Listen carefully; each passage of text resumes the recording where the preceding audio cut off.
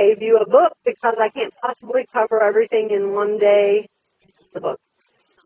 I wanted you to have additional resources. So if you're the kind of person that likes to get into muscle testing or EAB, it's actually there. There's just places off. And I gave you a meridian chart. Let's talk about the meridian chart for just a second. We're going to get to that later, but this will just get us going here. Meridian chart is the result of my thesis work. The odontons and the energetic relations to the body. I found that there were a billion different chiropractors had a chart, massage had a chart, Germany had a chart, everybody's chart, and look at them now.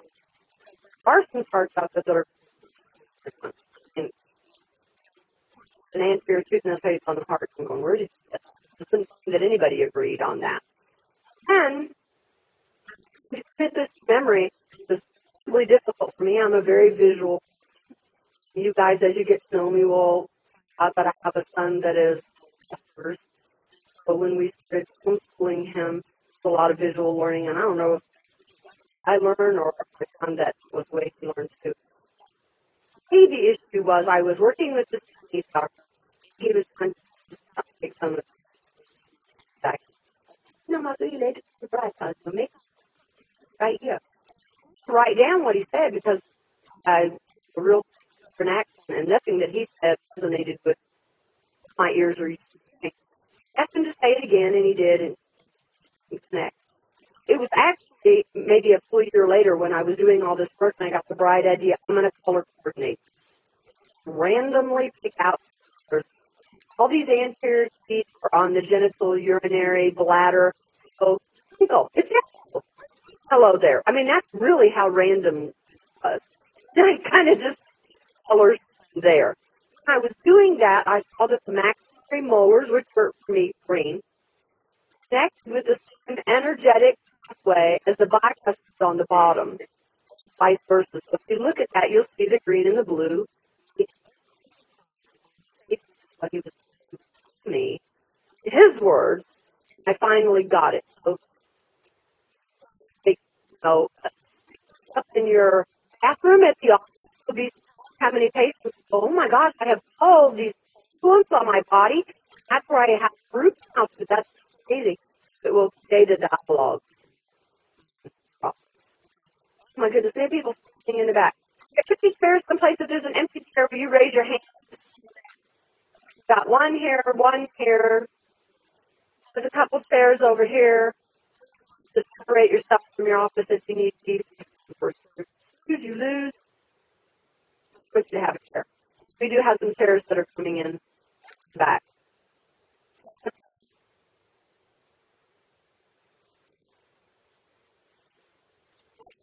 We're going to go ahead and get started. Now that we know you're in the right place,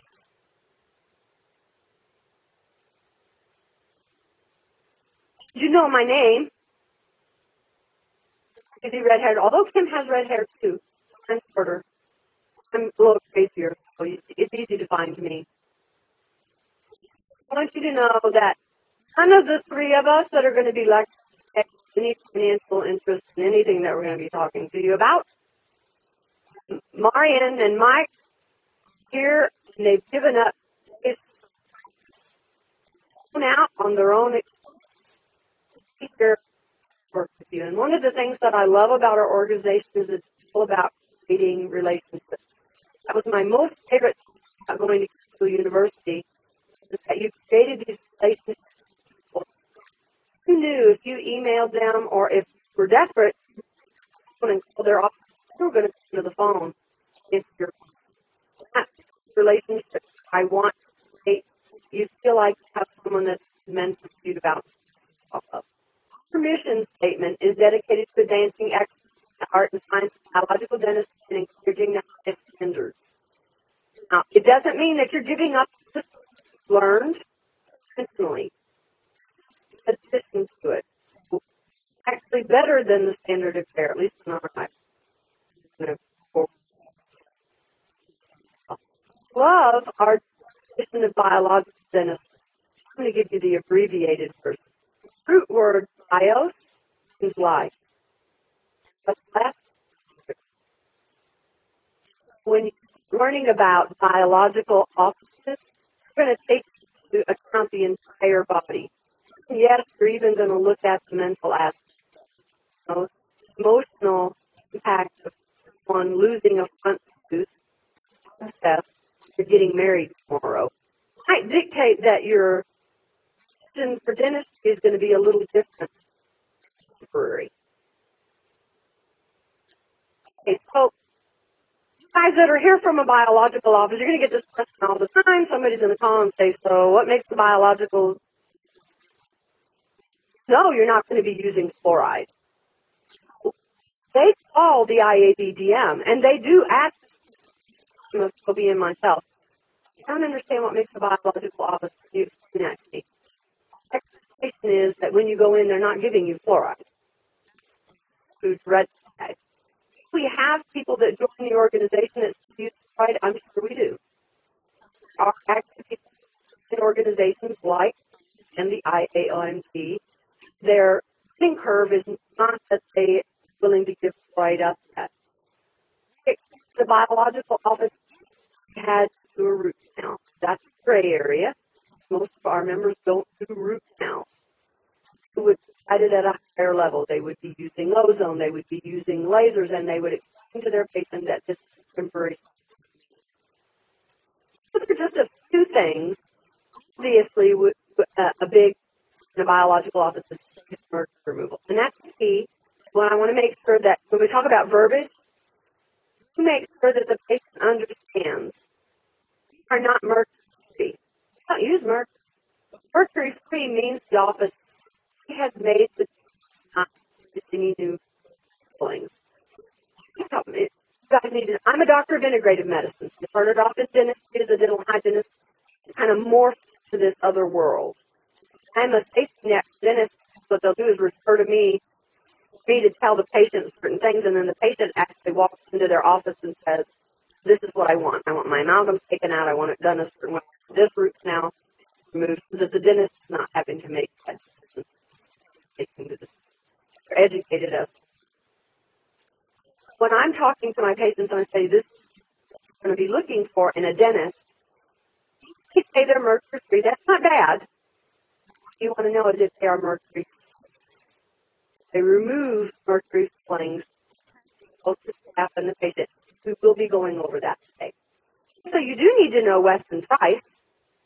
The big thing in biological dentistry is that above the standard of care, we know a lot about nutrition. And you're going to have people in Weston price organization, they're going to know more about nutrition than you are.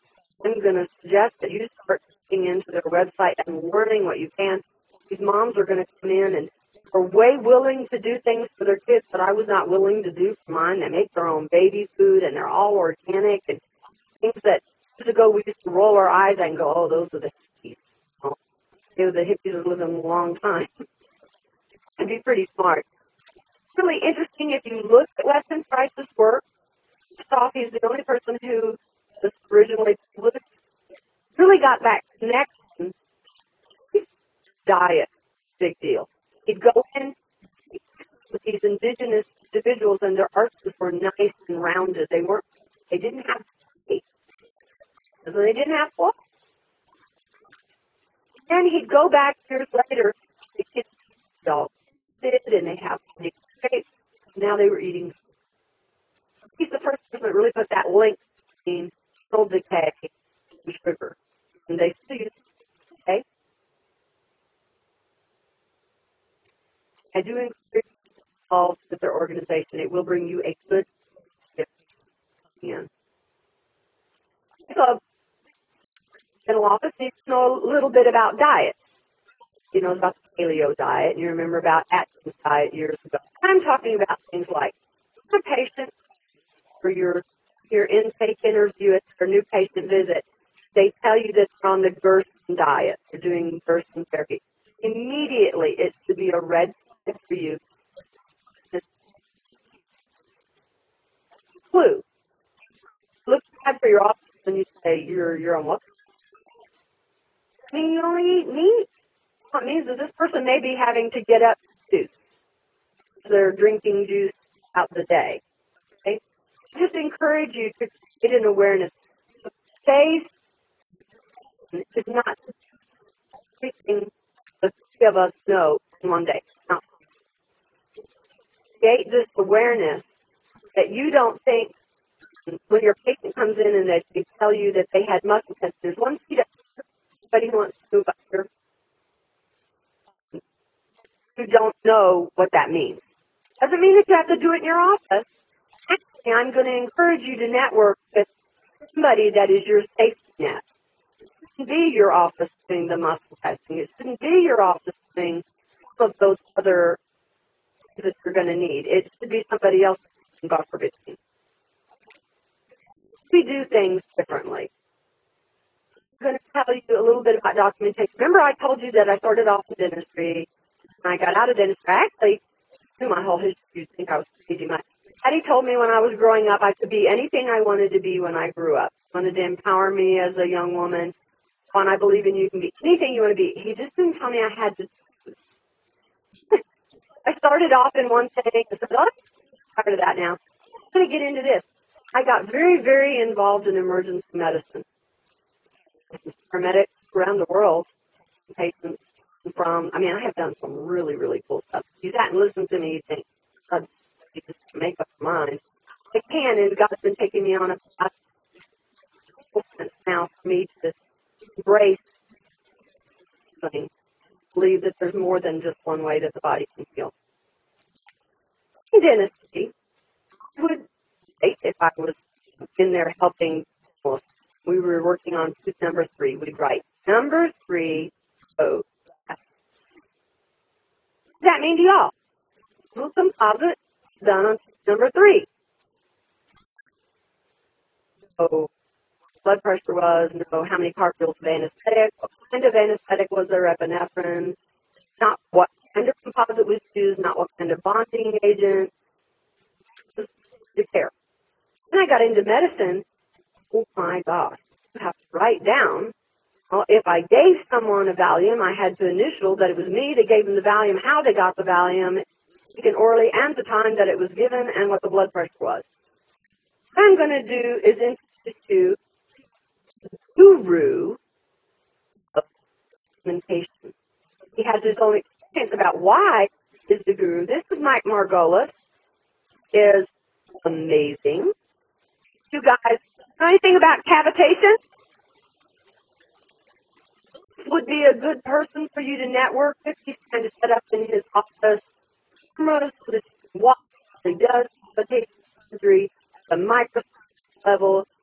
This is one of the that I want to remember his face, write down how to get in touch with him. You want to consider him a friend. And Mike's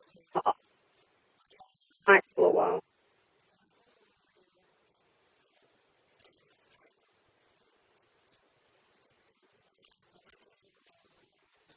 No, just done. That's all. You'll see this flyer later. I do have financial interest in this, but I have that. October 21st and 2nd, giving a class Institute of Integrative Dentistry in my office, based Arizona, on facial surgery, diagnosis, planning, and also the next day is on implants, sodium oxide implants, and that's all the commercial I'm going to give today. We hand out skills with that. We give a lecture tomorrow on some research I've done to show diagnosis and planning, and go through everything else. So that's this afternoon. Join me. Love to see you.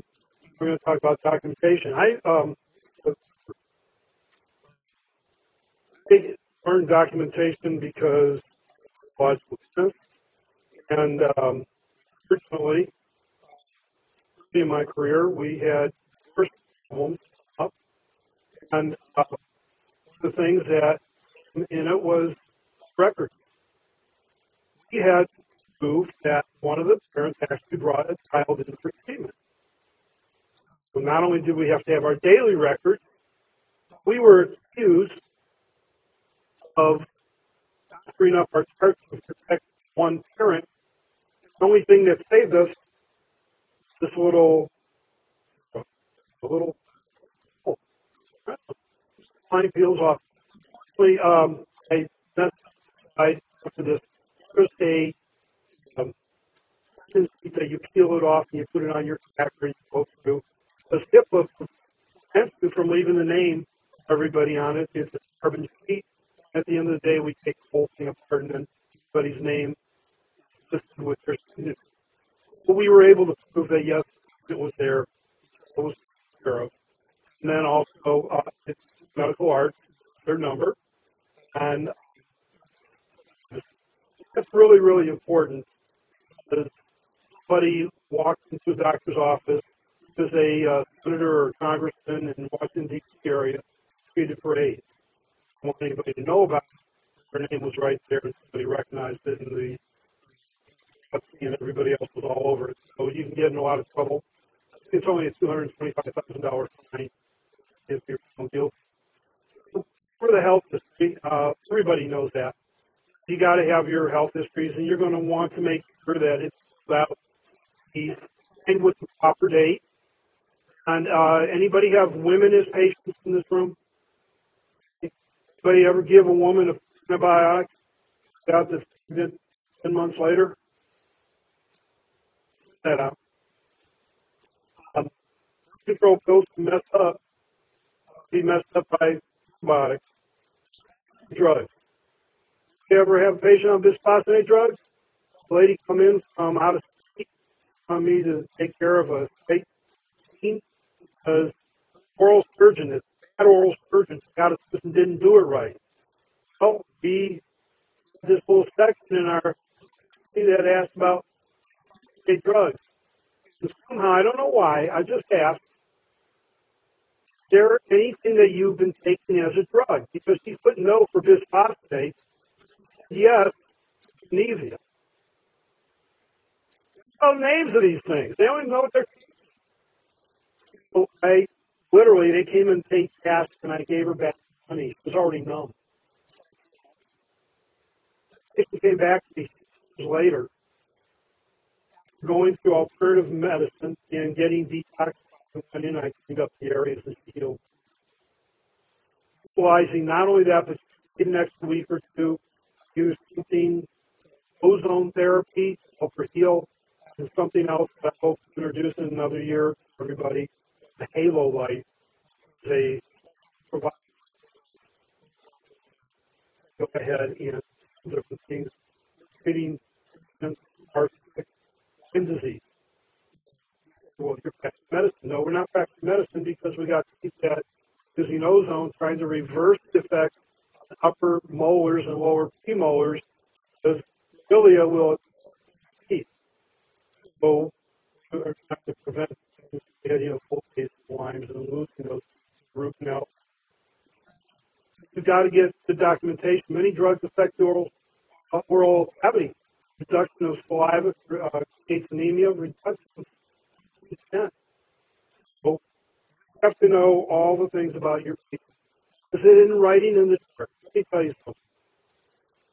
Fortunately, I have met my board more than once, and we document out of everything, and they'll find something wrong. No matter what you do, find something wrong. I haven't had a patient that we have a treatment plan. I just asked them, well, we're not going to do the true final over the end, so just sign the back and date it. We did 3 surgeries on her. Dated the first one properly. The second one, she just signed it. She dated it, and the girls didn't sign it. She did the third date, signed it. She got the date. She did that. Unfortunately, I didn't have consent for her to have the middle surgery yet on my proper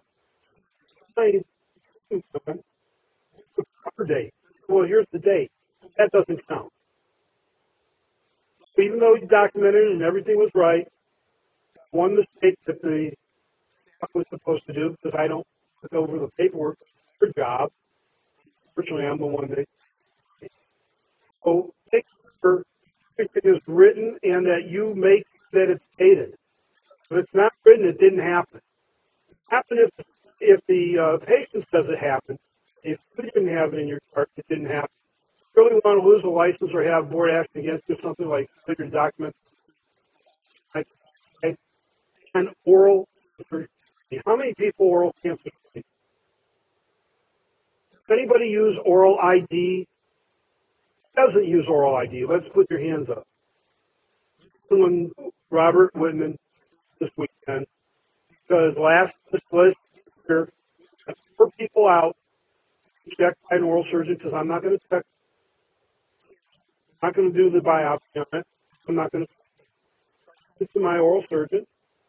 And out of 4 were stage 1 squamous cell carcinoma. 1, anything. Stage 1. Oral ID, you'll see it. It's a little light. They charge too much for it. It will save your license. It's documented. You write OCS, oral cancer screening negative OD. They know. Just put it hygiene appointments. Ooh. Haven't seen them for 3 weeks. But again, it takes effort. Put it in there because that's where this being sued the most today. Then carry over. Who did the visit? Use your name or initials. How many take blood pressures? Or you inject? Always. If you carry down a probing case 1 through 4, yes.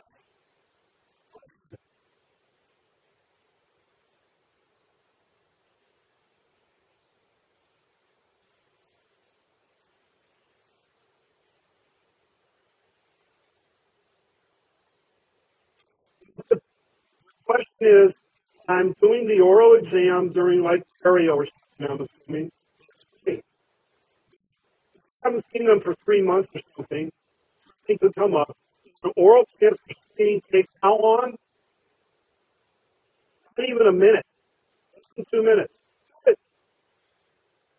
going to hold up rapport with your patient.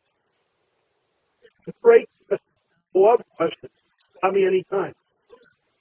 Is you are building a rapport with that patient that no other dentist. If I had a guy come in, I hadn't seen him in 4 years, back to me because he was new with the care, wasn't on his insurance. First had crown based in metal to be a full porcelain crown, and he's going to tell that dentist. The thing is, you don't criticize anybody else, just tell them what's there. That's the job. Don't say it's inferior, superior. Never say you're superior. Put your shoes on like everybody else. The matter is, right with you, to make sure you document. And if you look at me with our basic exams, my God, I've been to 4 dentists. Nobody does what you do. Well, oral exam. You've got everything. Clear exams. It's over there. There was a question here. I've had both. The difference in the oral ID of else. Oral ID is so simple. You're not rinsing with anything. You're not doing anything else. Both good. Doesn't matter. You doing, Jim?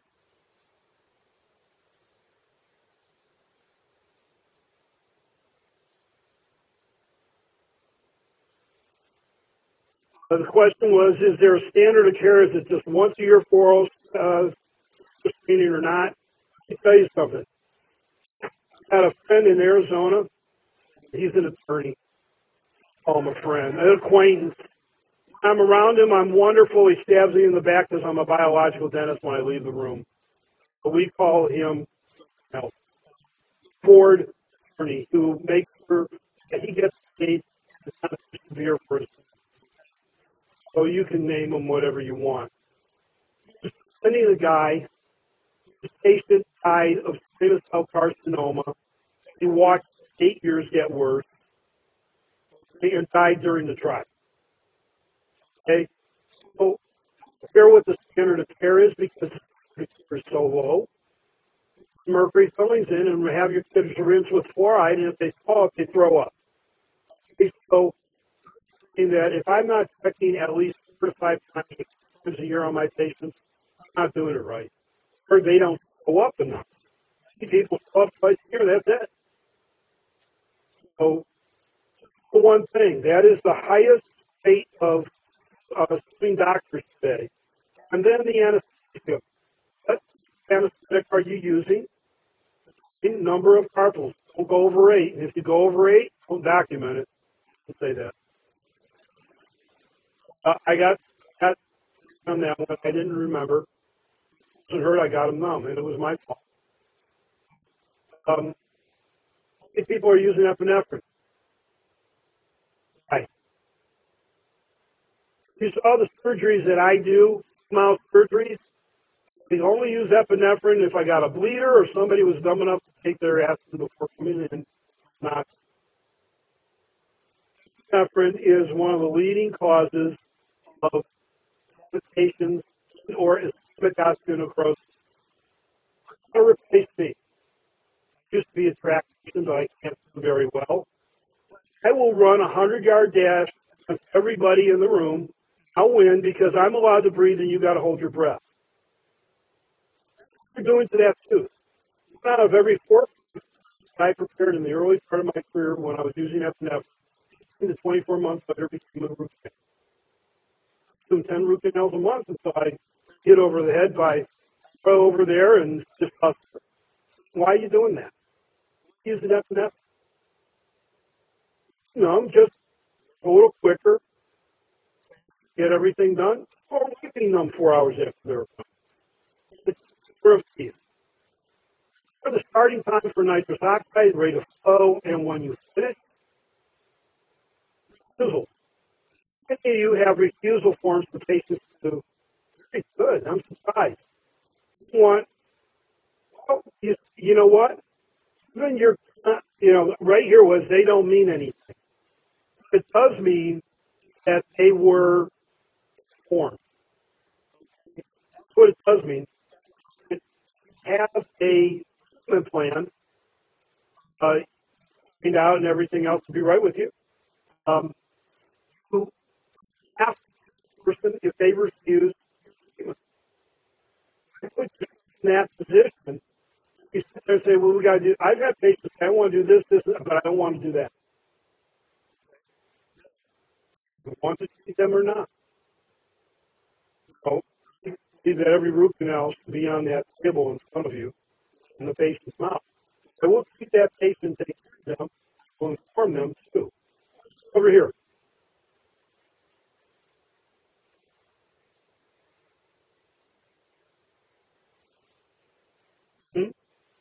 See them?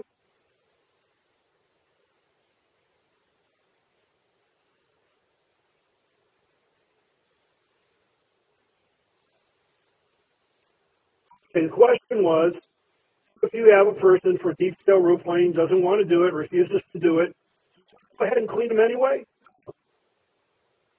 You're going to do something wrong. That's your license. It's not going to change your lifestyle, number one. Number two, you're going to give them a referral to a periodontist. I'm sorry, we can't speak. I'll tell you something. Are you a doctor? Okay, it's even better. Don't let your hygienist hurt on that patient. But for your health, they're going to refer you over to a qualified periodontist. Well, you're very well qualified to do it too. He's going to send them over to another hygienist, probably not as good as your hygienist, so that. The whole thing is, you do is you say, I'm sorry, I can't manage you. Is there another hand up? Okay. Oh. Come back and fight you. Imperio, that's the second leading cause. Well, Marjan Seywerd, please come on up. He's a dentist that I met when I was doing something called the Natural Dentistry, Integrative Dentistry, or whatever we called it, back in New Jersey and California. At that time, I had met somebody by the name of Ewing at Capital University. He was a wonderful person. And John met the right in New Jersey, and consistently fell in love with this woman because she's so bright. She's got a master's, born, placed in this world. I don't know. She's She's very talented. Master's of psychology or something. Anatomy, whatever. She's got so many degrees or whatever. You take over. I want to introduce somebody that just walked in the corner there. The guy that's looking at us. But you stand up for a second. Good, Kennedy. Give him a hand. I met David to the IAOMT. I've been a member of IAOMT and IABDM. I'm in IABDM. I have had the pleasure of being in both organizations, a holistic organization. I believe in everything. Man, I mean more in lectures and in life. We were running around the state capitol in Sacramento, California one weekend. I just wanted to recognize him for whom he is, human being. You go.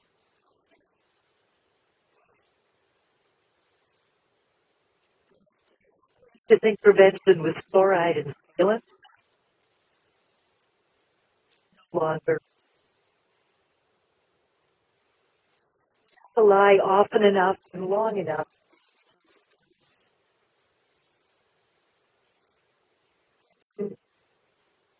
He misled it.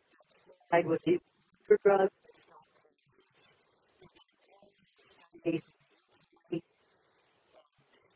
Neighborhood. So different.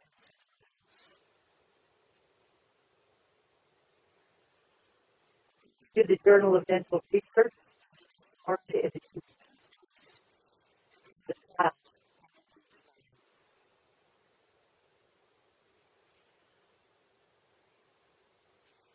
Logical office.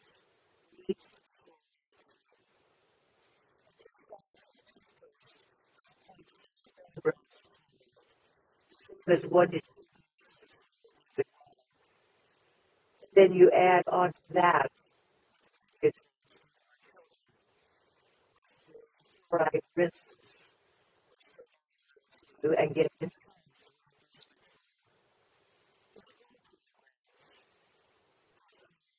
No, very often. For children are overdose. Why are the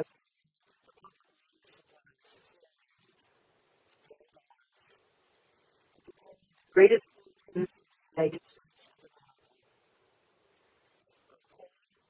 but energy melon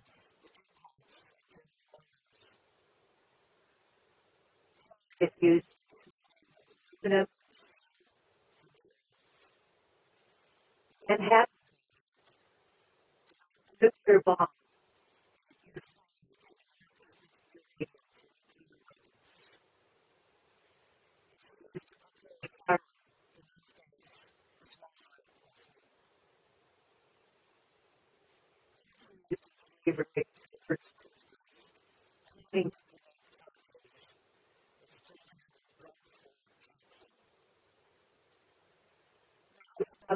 reduce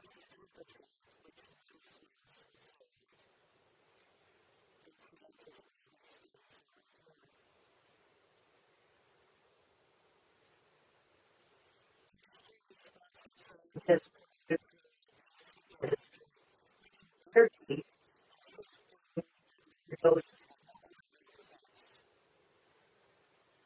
literally for days of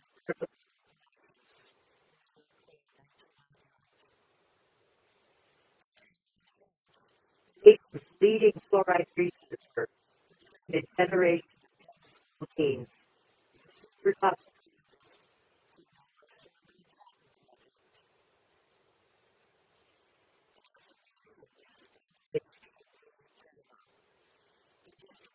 The element story that to take unavoidable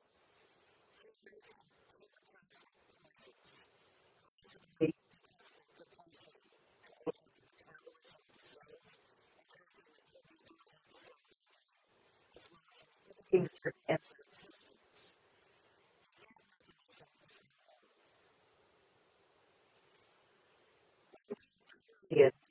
chlorine, right? Use it. Mining and conversion of blood. Green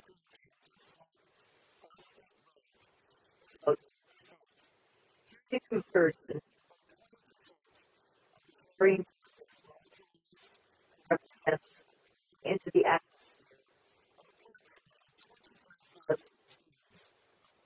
or green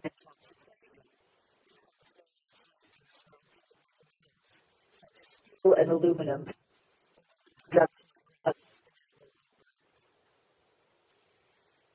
Water containing as little as 1 parts per billion.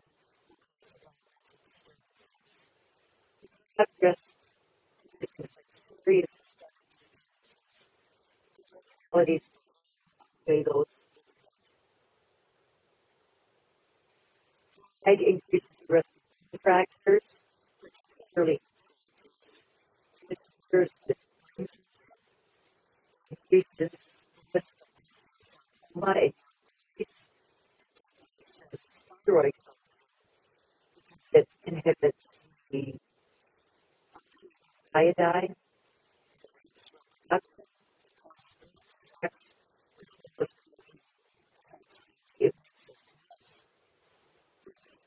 They just put Harvard just put out a study 2 years ago. Yes, ongoing. Eating too much in some of the water. So they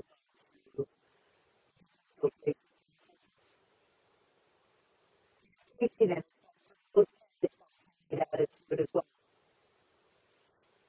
Okay. Let's do a few things that are gray areas. One is use essential oils. That's awesome. Who are reactive to essential oils. Use myself as an example. That's the only thing that I can really tolerate is other than that, patient comes in and they put on an essential oil, and let's say they have on frankincense. That'll do me every time. Ends up going into ventricular tachycardia. That's not something I can make up in my head. I have to go in another room and either valve or there's been times where it's and I had to go to the ER. When people come in, it used to be that I would roll my eyes when I'm really sensitive. I go, yeah. I'm having my own experience. It's like whenever I roll my eyes, God says, really? I do that? What I'm going to do is I'm going to make you experience it. Very sympathetic. We do have offices that use essential oils. Most part, what we ask in our office is fragrance free.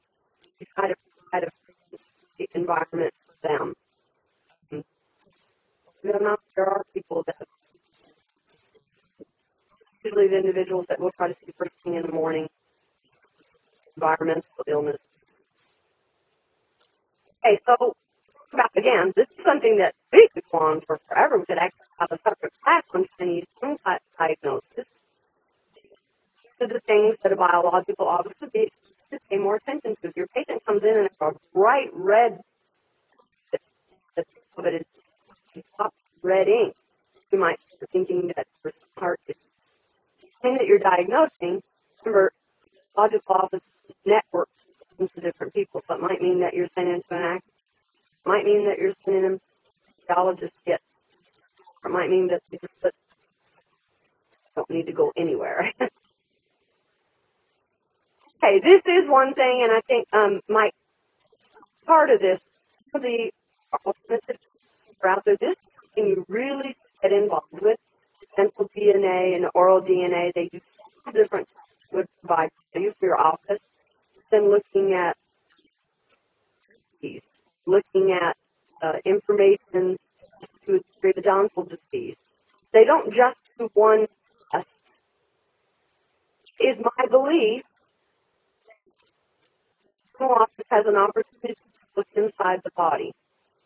So you have access in more for life in a dental office at Ewing. noticing there's a problem with the tooth, it's probably not just a localized problem. It's something that's systemic. You have an opportunity looking at the gum tissue that comes in and use pain to provide a solution by just simply returning them out. What is the prevention for a heart attack accident? Seeing your hygienist. Hygienist, the impact hygienist, the office hygienist, really need to get more involved. It doesn't mean that they're diagnosed with anything. They are the ones that an hour about different things. You're in there doing dentistry and operative, and you've got masks and everything else. It's not the time for you to be with them. Your hygienist is the person in your office about all the you have meridians and tongues and all these other tests. Look at this. The best example that I have was sitting in with a rheumatologist about doing this test. A girl that came in, and I think she was 3, onset rheumatoid juvenile arthritis, and excruciating pain. Looking outside of the box, it's an examiner. This is normally done on kids. This is a salivary test, and I'm just going to see what bacteria now.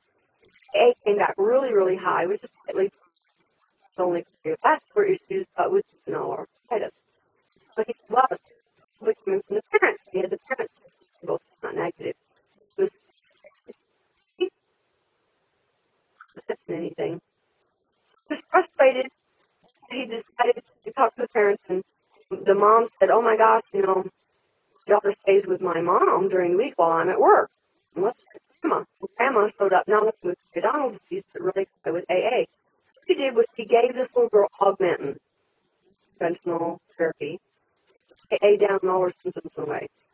Really careful about saying I did not for juvenile arthritis. We to it. What I did was I took bacteria that was in her mouth that was an autoimmune. So it's things like this, but I just want you to create an awareness of you. I don't have a financial vested interest in there, but it is really cool information that you will get. Looks like this. The first one is the AA, and I think it goes to the first 4 are the ones that are the most connected to cardiovascular issues. Like I said, hygienists were offering this, and they actually could prevent patients from having arthritis. What would that be? Because I started off in dental hygiene, I'm like that. I don't know why, but I am. I know that most hate. I remember sitting in a holistic nursing meeting with the nurses about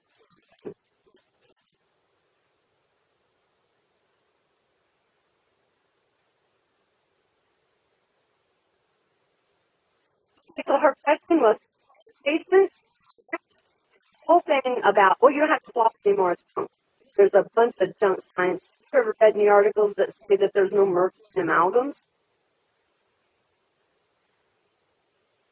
Hey, I get it. I'm going to give you some ammunition to fight back with those people. My point is, end of the research, it's an opportunity for you to have a dialogue. And because there was a research, an article that came out that said vitamin E is bad. Who funded that? And so anybody can write a bad article, manipulate the numbers. Okay. We talk about flossing. Tell them, you think another way. Not flossing your teeth, picking up any one of these dishes, I'm going to have a bowl of soup. And here, I'm going to eat on all these dirty teeth. Don't think about that. It was really interesting. I was talking to just nurses, and I said, okay, if you saw a wound, what would you do on a daily basis? They all said, I would get in there, and I would debride it, I would clean it, I would de-bandage it. When you started to them using a toothbrush for floss, was an ICU that, required, like maybe they'd had and they required extra.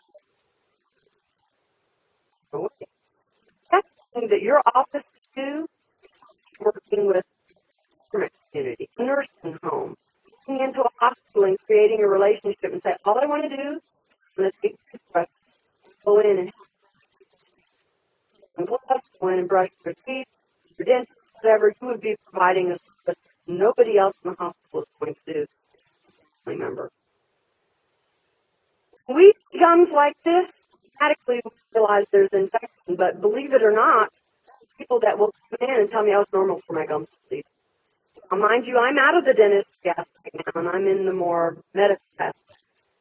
When my patients come in, and it doesn't dawn on them that it's a problem that their gums are bleeding. You have to ask them. And you got a brush, and you really went after cleaning those fingernails and the cuticles. They're bleeding all over the place. Would you say, oh, absolutely. You just have to speak in a different way to them. They don't understand, maybe creating an awareness that each of these teeth, or think of it, their own one, own blood. Okay. When you what I word pictures, I give you an analogy that not only do you get a concept, but a word picture to go with it. I don't care. It doesn't make any difference. It's not out of my head, and as it goes by, sometimes I change them up a little bit. When you ask the patient, brush your teeth before you go to bed at night, run your tongue over your teeth, go real nice and slick. It's a good job. Wake up this morning, you run your tongue over your teeth, still happens. Your teeth is actually tooth poop. Like it too, right? Congrats in the morning.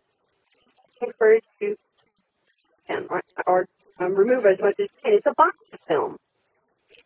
People will get the concept to have the thing that's in there and it gets real slimy. That's a box film. It's a new word. It's time that's on the teeth. It's about dry toothbrush. We'll ask them, what's next? It does nothing. If toothpaste actually works, it encourage you to smear it in between your teeth when you were flossing. You can't the dental floss going up and down, remove that, right? So it would make sense for the toothbrush to do that too. When you're using toothpaste, sometimes there's a really minty flavor in there that will remove the tactability of the end of your tongue. So once that live, you're driving down the road and you go, that's good. And then start skipping up. It's an area that you completely missed. If you just use a dry brush at the beginning, you could use whatever you wanted after. You could put in essential oil on. You can make your own toothpaste. Anything that doesn't have salt in it I would encourage. You don't have to use toothpaste at all for your teeth. Psychological office knows more about prescription drugs and herbal supplements. We touched on the bisphosphonates already, so I'm not going to go through that. I give you a list of what some of them are, just that you can create an awareness patient. I want to take this, take a copy of it, and say, hey, we're just seeing a buzz. If you're on any of these, we need to know. It's important. If you have these in your handouts, back when you're done.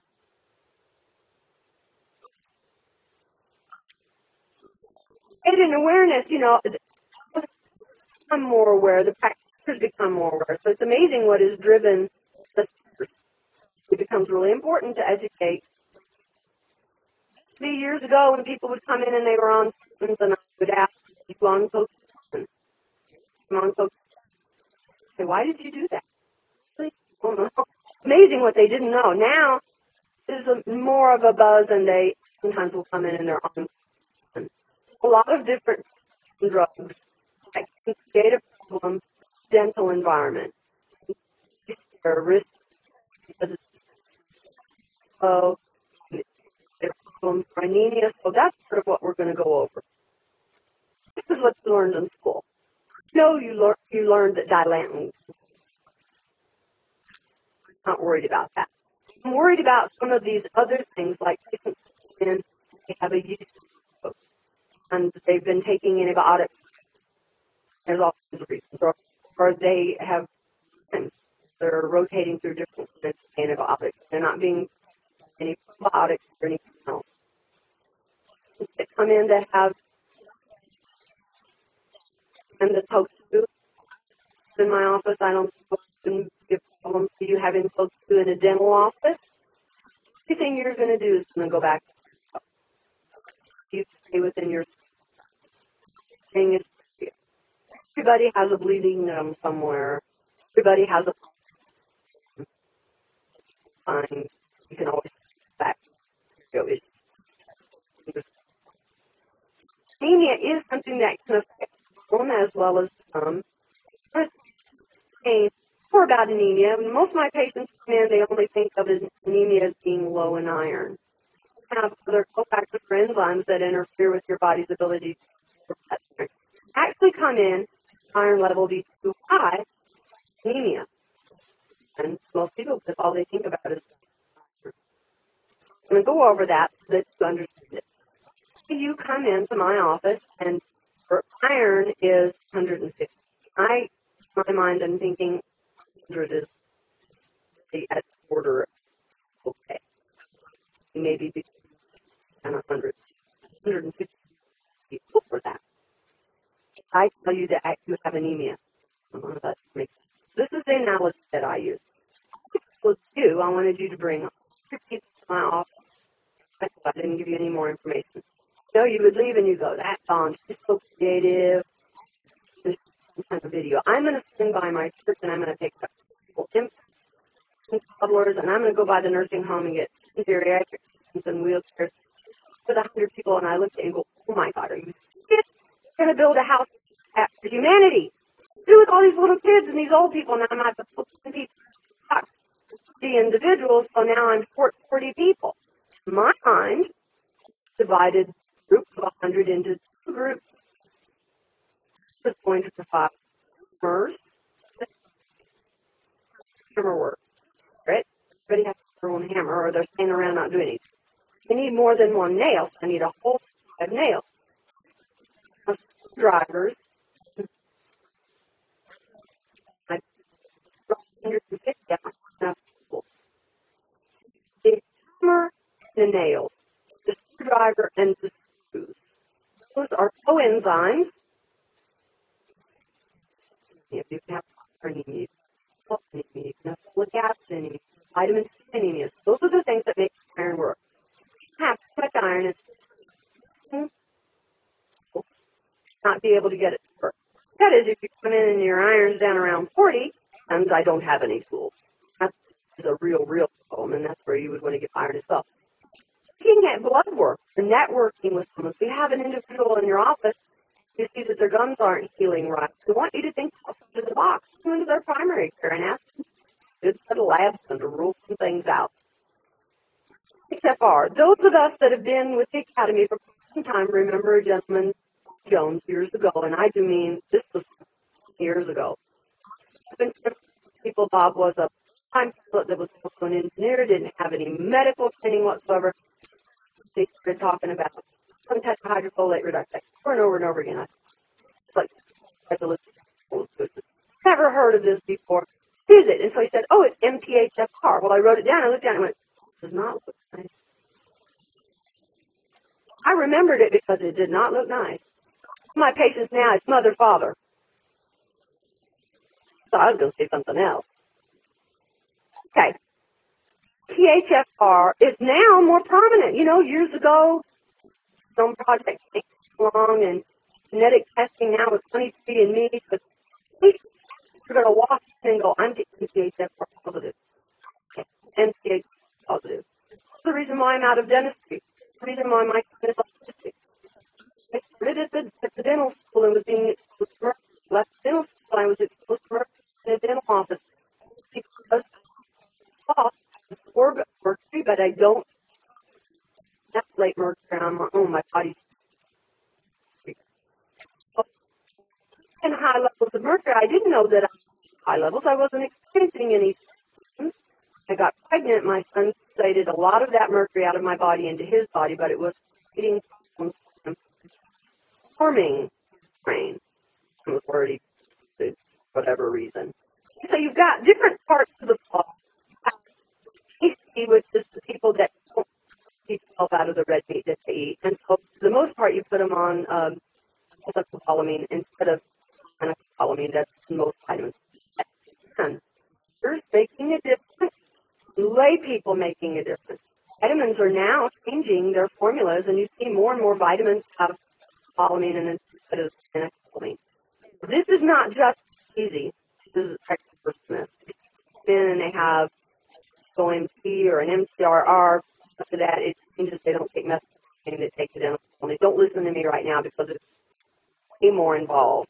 The easy part is that we have parts of the law that if you acknowledge that they have part of it, that they need to be on some kind of supplementation, even before you're getting ready to do amalgam removal.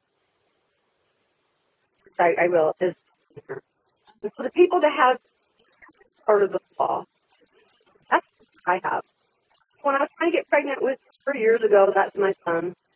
And it's very popular to give a woman elevated levels of folic acid because they didn't want to have neuromuscular defects. But that my doctor was giving me really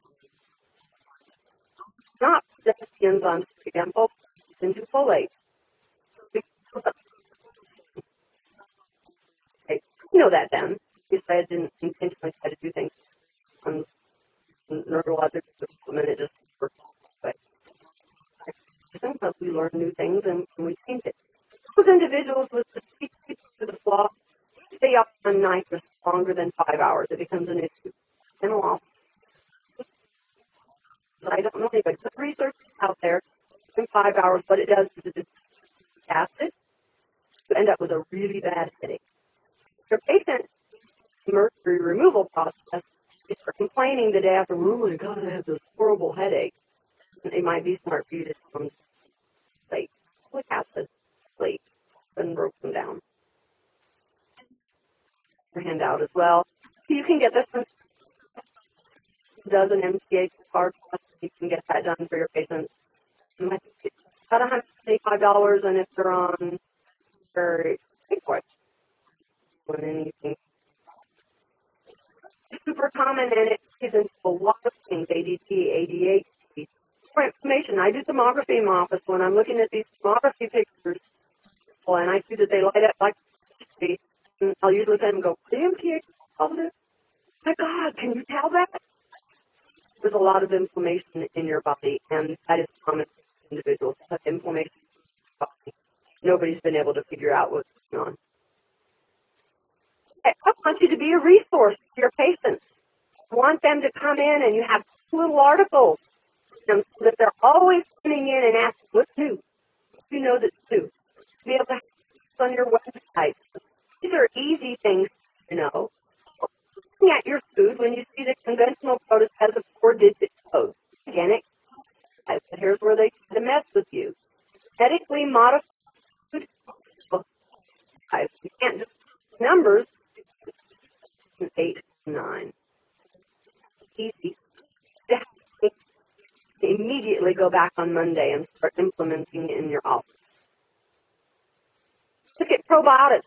So your office has some kind of probiotics. I think every hygiene department needs to be turning their patients on to probiotics. You actually look what probiotics do. Anybody ever lived down at country and had to have it? They had to put Rid-X in your toilet every once in a while to put bugs in to eat all the stuff we don't want to talk about that's in your septic. To move your field of lines around. If you take in a probiotic, use it in your mouth. I'm not talking about these different bugs are different places and do different things. You've got ones that are just in your oral cavity. You use these, and it's like a little lozenge, or you can open up and just have them use it in their mouth or rinse around with it. What it does is those little granules of honey get a tangible area, and they create these own hydrogen peroxide, and they keep the anaerobic bacteria in there. It becomes a real simplistic thing to explain to your patients about what it's doing.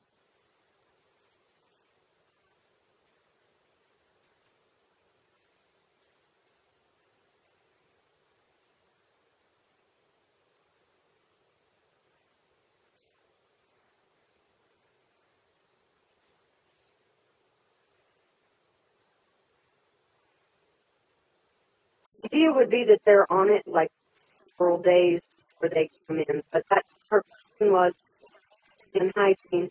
getting rid of bad bugs. Good bugs are there, and we're going to go over good bugs, bad bugs later. Would it be a good idea to use a probiotic in the office? We don't use it in the office. What we do is confusing you. I am next to the medical dental office because I'm always over there. It makes it sound like I'm a dental office. I'm over at the dental office all the time. They their patients out with the products. And that's where you need to kind of really do your research about what bugs are in there, because not every probiotic. One of the ones is serious, and I have kind of pushed any particular brand. If you know of another one, please send me more, and I'll make more slides. So other people's products are good.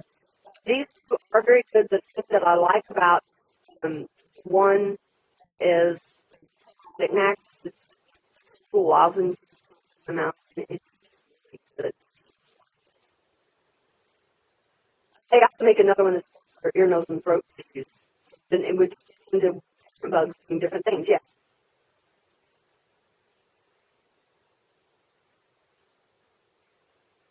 But we don't have to do that in the mouth. Then you're working with the digestion, trying to get.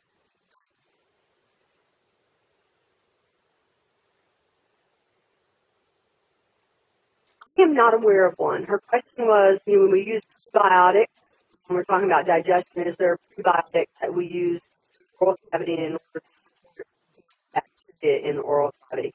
I'm not aware of one. If somebody knows of one, Ara, do you know of one?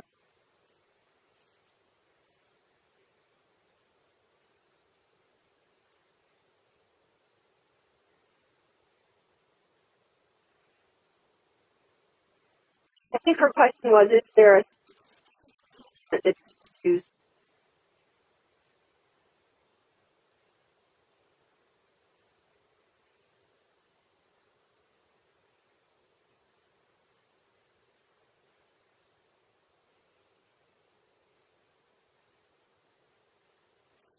You'll send that information to me? I don't, but I would like to. If you'll give it to me, and then I'll get it, or people to link to it if they want to find out information. So yes.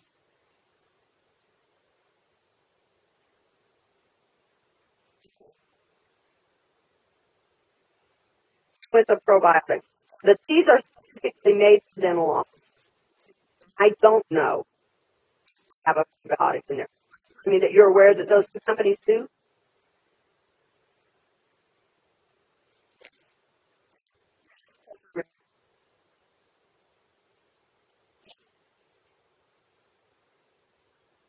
They do. That's good. Okay, so to repeat her question, she said, going back to your oral DNA, and just look at the report. It does come back and tell you what would be good for that bacteria using a petri dish. It doesn't mean that you have to use. A lot of times we'll do things like ozone and nano sulfur, then read that it was. Did it? I don't know. So we talk about diabetes. People walking around, it's amazing. That's the number one thing that into people's awareness when they come see me.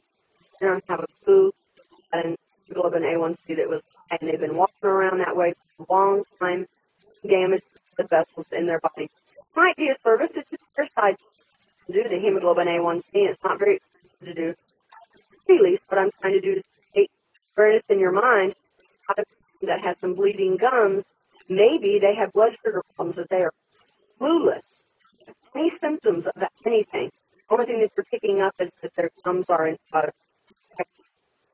looking at a hemoglobin A1C, I would ideally not like any higher than 5.6.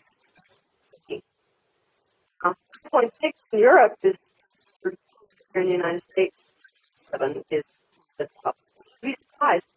And I usually tell this story that of my husband's, because we homeschooled, regular doctors and for the hippies. And he cut off his fingers, ended up at the ER. And they were insisting that have some blood work done, and his hemoglobin A1C came back all diabetes. And so they asked him, oh my gosh, when did you get diagnosed with diabetes? I don't have diabetes. My husband says, well, go see Dawn. She's now a real doctor anyway. You go, you can out. I'm looking for other issues, and explain, is there anything need now? Any teeth that are bothering? Mind if I take a Picrex? Oh my God, Wayne didn't even have the root tips everywhere. I don't now. All these little abs, all this security. I don't even care where you go. I just get cleaned up. That's what happens. But in test months, I got a hemoglobin A1 to the center. He had was an underlying infection with problems with his body. When you think about that, there are plenty of people who are walking around with underlying conditions that I can think of when it's pregnant and they have gestational diabetes. Once they have the baby and the weight goes down, it's not labeled as diabetic anymore. It was conditional. So I find that a lot with these hidden dental infections. Alone, it's just to help your level. It becomes a vicious cycle then. Level being high feeds, it just goes round and round and round. Well, I've seen a lot of my patients, and I'm not doing dentistry. You will find floss all over my office. I am seeing most men. It's floss.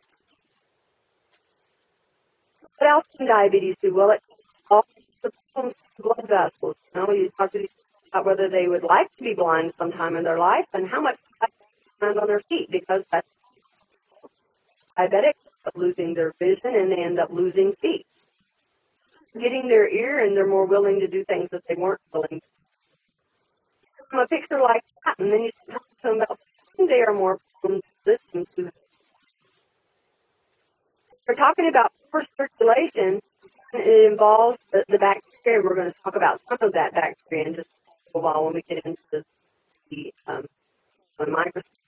The neuropathy that comes in. Okay, you will also, looking for clues, and we're getting back to the tongue. Some people, the numbness in their tongue, just neuropathy that's in their feet and in their hands. When somebody tells you, oh, my tongue kind of feels weird, it could be that they're anemic, that blood sugar things, one of the outside of that traditional box. The box to go off, takes you down the street. Okay, first part, microscope. I love bugs. I get so excited when I can actually show people bugs in their mouth, and I want to show you what can we do with a microscope. File office, everybody has the advantage of a microscope. When they do, it's amazing. Now you're able to actually look at what's going on. So I use my mom as an example. Years ago, I would clean her teeth. I had notes written all over her teeth. Everybody knows what that is. And the wrote that on there because I didn't believe that she was actually doing what I told her to do. I showed her how to floss, she wasn't doing it right. I showed her how to use it. I was convinced she was using the other end, the one with the bristles on there. Literally take an air syringe, blow up in her gums, and I would end up with blood and the light. I knew that was not normal. I was in school that she was not doing a good job. I was doing a great job in her teeth. Did I explain to her? Did that impact her not want to come in and get her teeth and then have her daughter rag at her again when she was doing all this? The microscope, I found out that she had on it now. Her primary care tears with a picture because I actually routed it through and printed it out, and I was, and she is having to take Agile in order to get rid of it. And my dad, next team visit was 6 months later, and I was working with stuff. Perio surgery. Some funky bug in my mouth. My doctor put me on the thing that I've done. Really frightening to me that I had this really made me practically disappointed. When we're looking at these good bugs that are on there, you know you're going to find these little round cells. And you're going to find these bigger cells that are white blood cells, and you'll be able to differentiate. Also be able to look at the gums. We're looking at this gum cells. To point out to the patient, this is the nucleus of the cell. Remember that from biology. I bring them into looking at these bugs. Then, get a look at this. one that I took on a patient, blubbing out to the that is an amoeba. It's the coolest thing to watch. To describe it to anybody, find it on the looks like a white blood cell, but it's really shaped, and if you keep watching, you just or engulfs everything. And what it does to the people who end up with blood on the light, they're bleeding, just have an actual problem. So taking care of the amoeba would be appropriate. This is another one.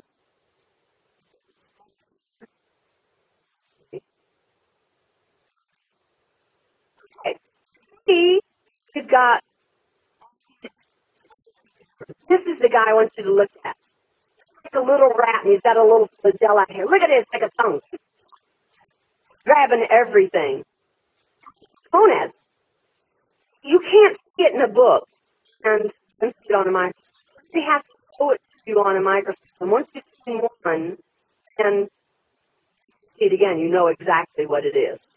It does incredible damage to the mouth, my son's mouth. I'm not proud of it, but it is. It is contagious. Another person, which is why my mom and my dad on the side wanted to get rid of it. We do different therapies now. That was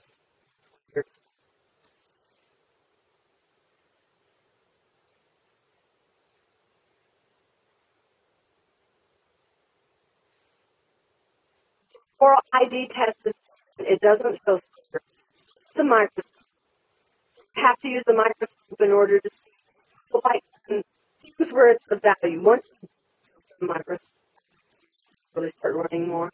We're working on a patient. All I saw were white blood cells everywhere.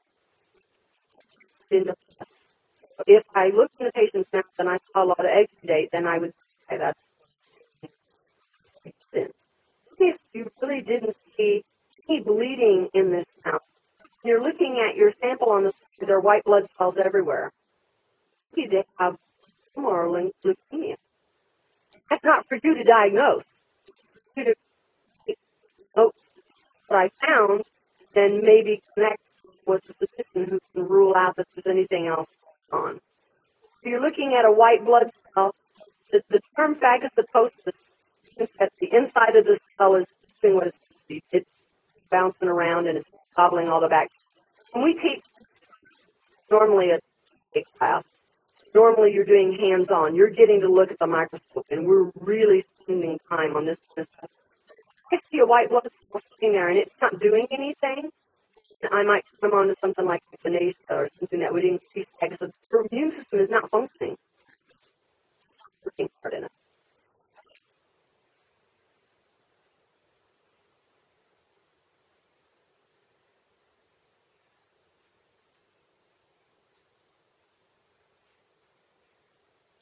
You would have to get somebody who has a microscope in order to do.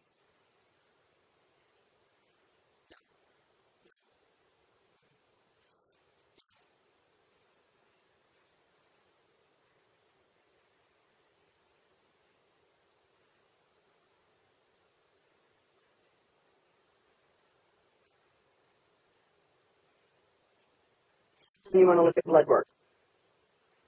Now, the question was where there were an abundance of white blood cells and she couldn't find what the fact orally.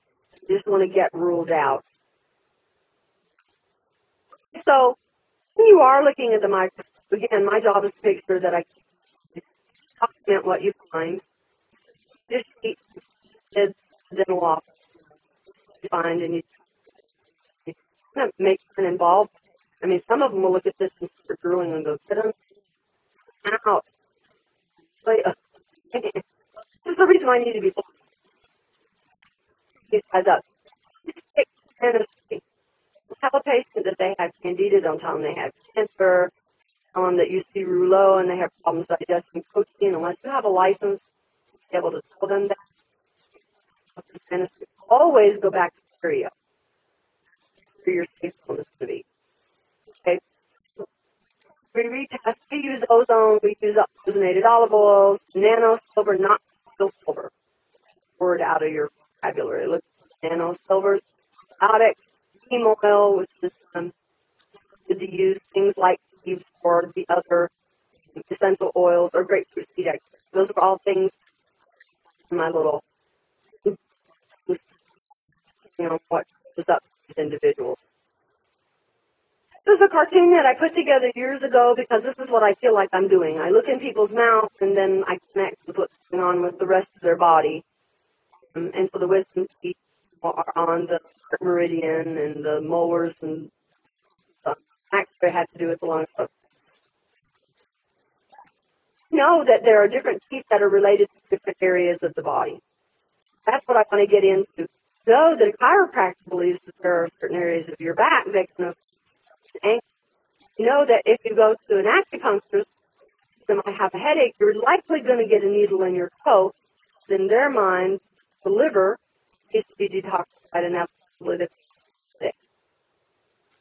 These are the old things I'm talking about in the very beginning. For those of you that were sitting here from the get-go, I was talking about how I look at every part that I put and then put the commonalities together in order to get the little bit that you have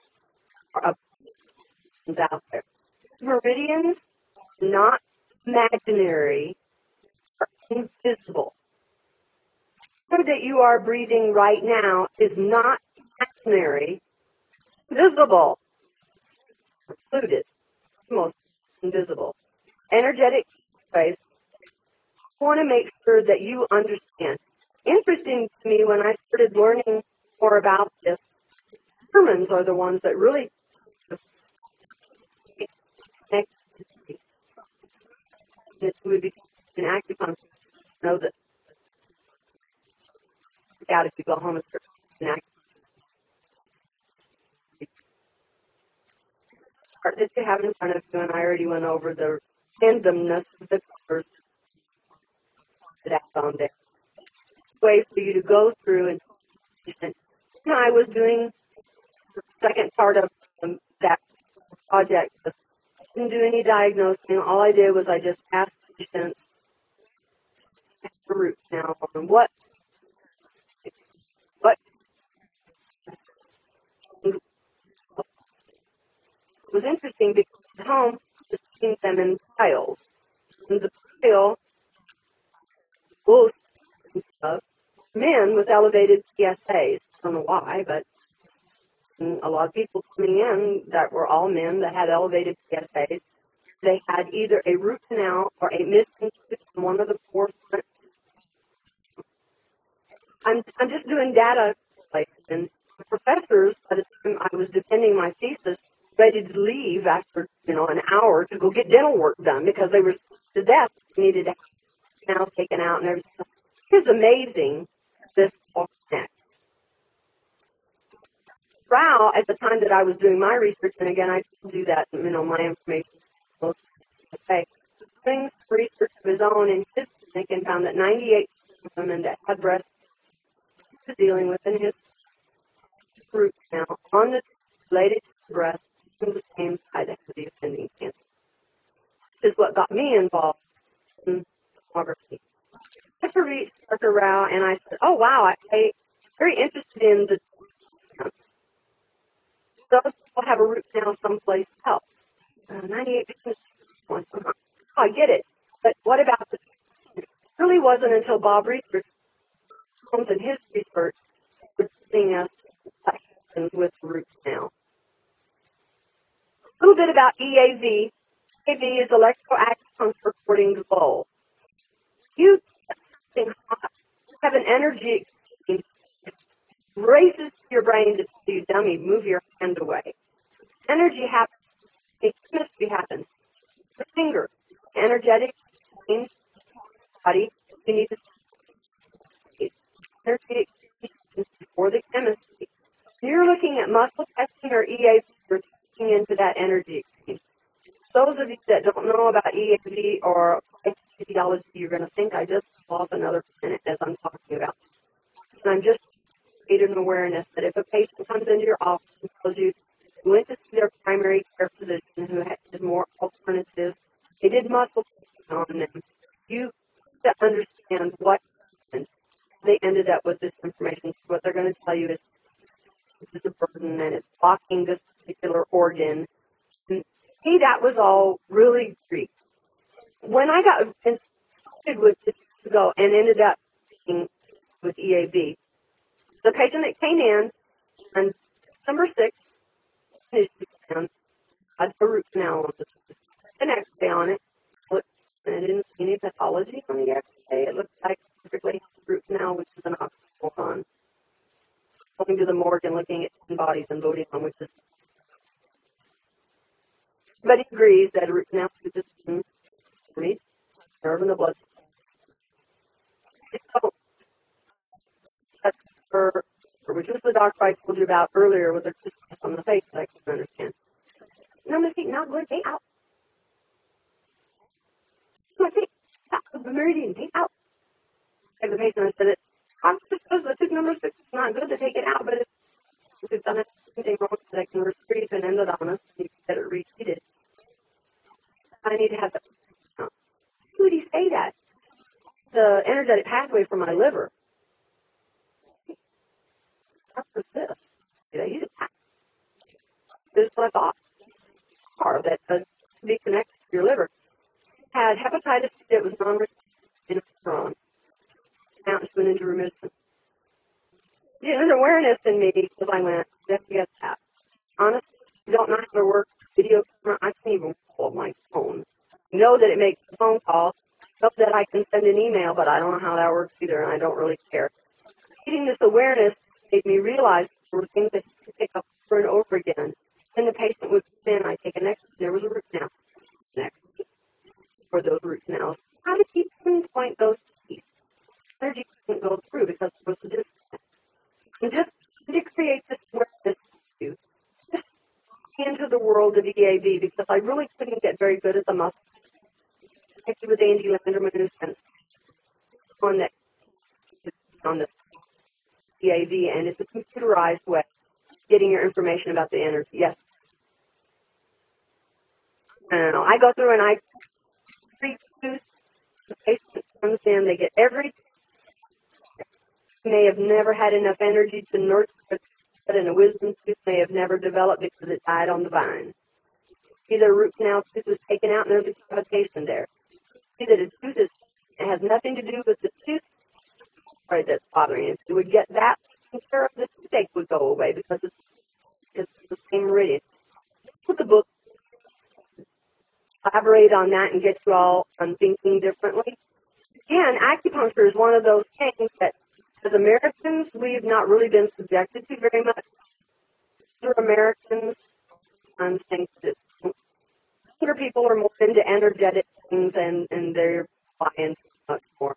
Dr. Kim Von Hahn actually isotope and injected into acupuncture points and then imaging stuff that it energetic. They didn't go up an artery or a vein. So he was one of the first two meridians actually exist. William was interesting because he looked at Dr. Wohl's work, was one who developed EAB, the Wohl. Well, this is really cool, this acupuncture, but I don't know when to use a gold needle and I don't know when to use a silver needle. Needles be when I need to increase energy and the silver needles are when I need to decrease energy, but I don't know how to tell which key. A friend of his was dealing with electricity, so why don't you be using a little ohm meter and touching different points? And he said, well, that's to be able to be anywhere and it have more conductance anywhere on the screen, but it doesn't. It actually have resistance on there, and so you're able to have a doctor, of course, said, well, that I believe it's in different places, and it should be uniform, and so he just through all of those work and what he ended up doing was looking at some good books. Really way over my head. Way he did drop another planet. Okay, so Dr. Voll got really good. He's acupuncture. He's the one that kind of connects to all of them. I mean, this guy got good at this when a patient was in remission from their cancer when they were back in. He just placed great books. Wrote. He did write. I'll look at some of those. thing that I like about EAV is it's repeatable, it's not biofeedback, and I get that an area is burdened. Knock on wood, I have never told somebody that they needed to have a or an area out of their job and come back on the path. Not good. I've also never had people lining up for areas of their job cleaned out. They burden. Don't. When you look at surgery, conventional medicine, we recognize an EEG, EMC, EKG, all the time. It's electricity going through the heart, but because it's long, consider it diagnostic. The United States EAB and muscle testing, their tools. It's like a thermometer. Thermometer in somebody's mouth. They took it out. It was 104. It's at a 104 temperature right now. Now it's at why? They're sitting in a sauna. They'll drink something really hot, or do they have meningitis? The thermometer didn't tell you that. It made you ask muscle testing. EAB is to say, this is what I found. You use it to your tools. Use it to diagnose, at least not here in the United States. But you can do in Canada. Germany, they use it to diagnose.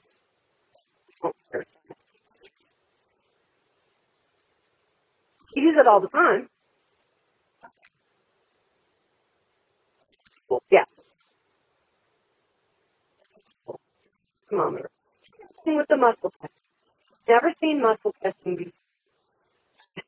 It's more involved than what I'm about to tell you, but just to give you a real holding my arm out and I make this statement. My name is Dawn Ewing, and someone pushes down on my arm while I'm talking. I'm saying a statement that's true. The cells in my body resonate. The statement is in my arms.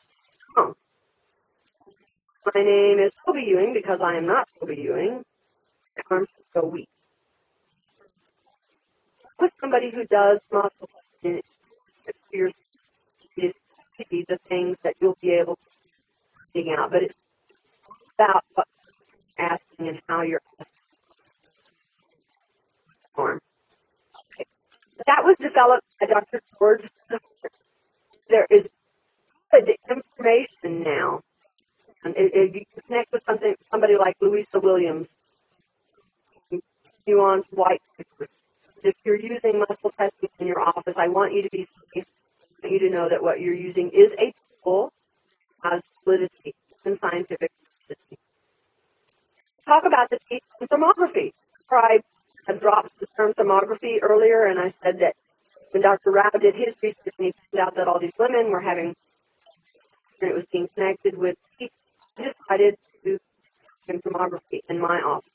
A thermography camera is taking pictures not only of the breast, which is what most women use it as, to replace the mammogram and the radiation, look for inflammation.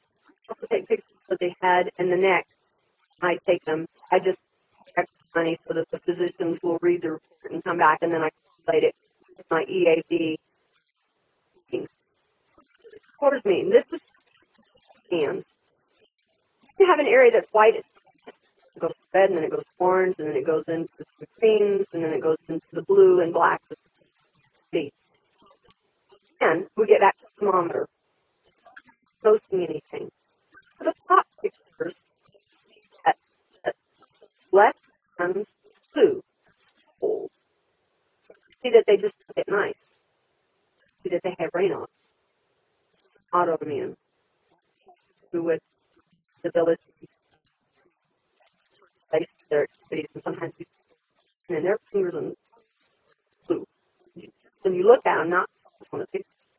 When I look at the bottom pictures, I see a lot of inflammation. Areas that are red. So it's not good or bad. It makes you start asking questions. You just put their hands on a hot plate, or is it complaining of? If you're using thermography, you see an area on an everybody's disability. That, right? I would expect in the mouth, something like that, to do that. Get this. Thermography, I would expect a bright red area. We also have a bright red area that's other reasons. I'm going to give you an example. This area of your back goes up blue, really cold. It could be that the person has a problem with autonomic dysfunction. Usually, those individuals rest and recover very well, but they don't feel well rested. That they have a root canal. It could be that cortisol levels are off.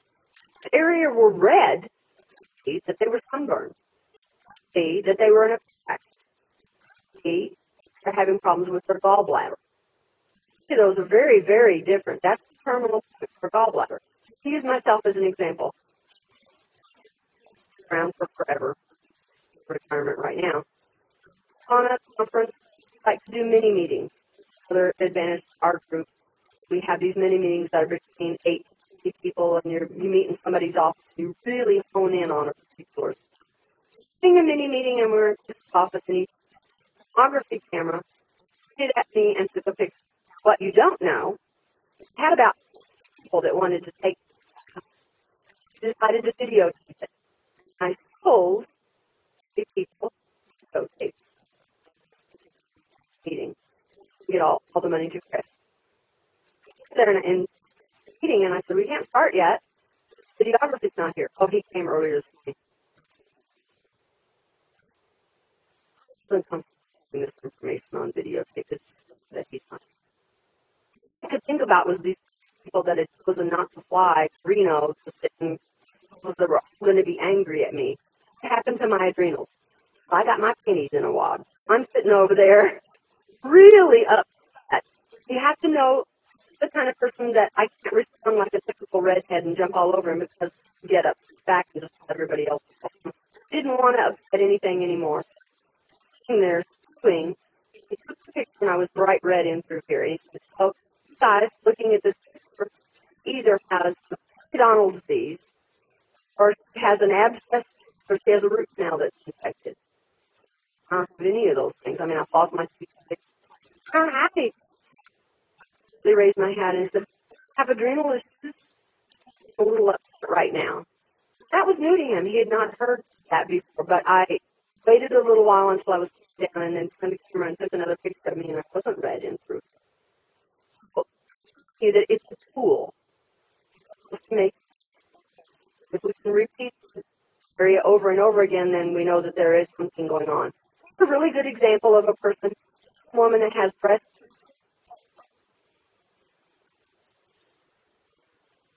You're going to light up like the person has MCHFR. When you do a full body, it's everywhere. So this lady has one breast. Guess what? Dental work was done. Well, I'll love it.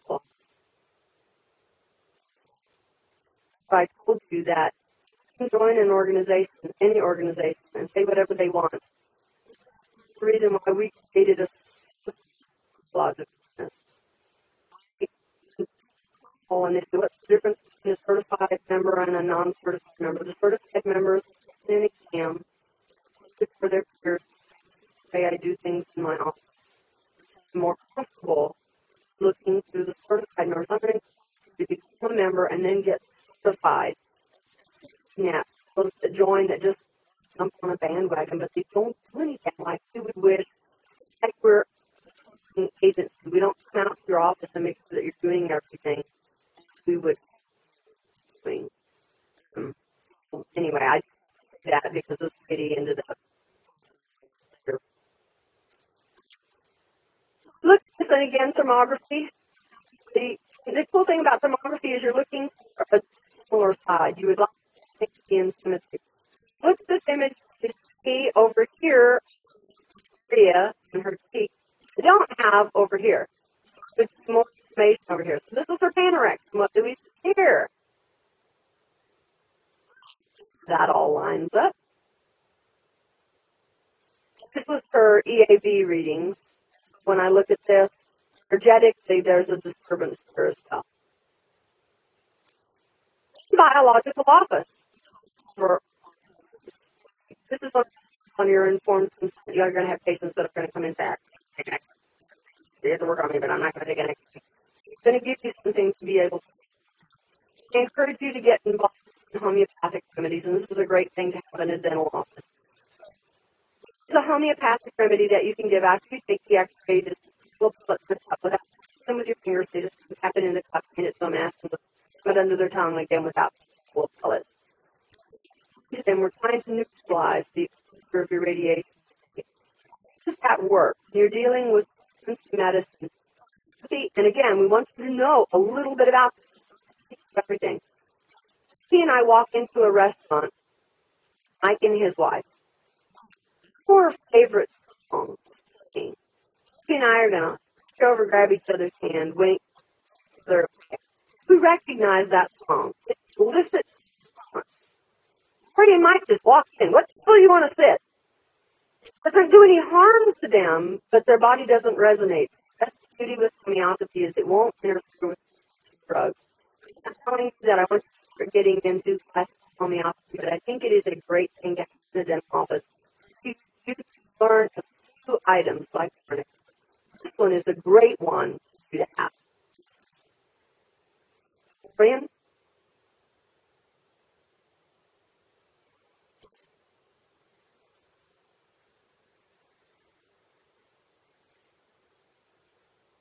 You can use it for anything. A lot of my patients will buy vials home and use it when they're going to have a mammogram or test.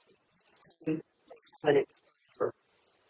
then they get a Pinorex. I'm going to give it a 3 pellet test.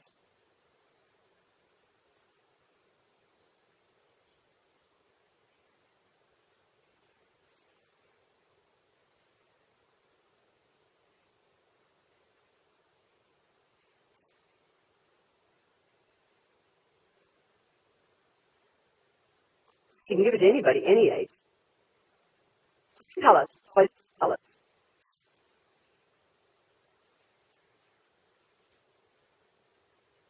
Doesn't matter. After you're flying, realize these people that are complaining about having an X-ray, they get more radiation when they fly in an airplane to go someplace. The airplane does not prevent the radiation from coming through to you. It is a cumulative experience. I want to acknowledge that it's necessary evil. I can't get the information in order to best of you all the information. It's like looking at in labs and it's between looking at 50 items or 12. I'm going to pick up 50 items. I can tell more about you. Yes.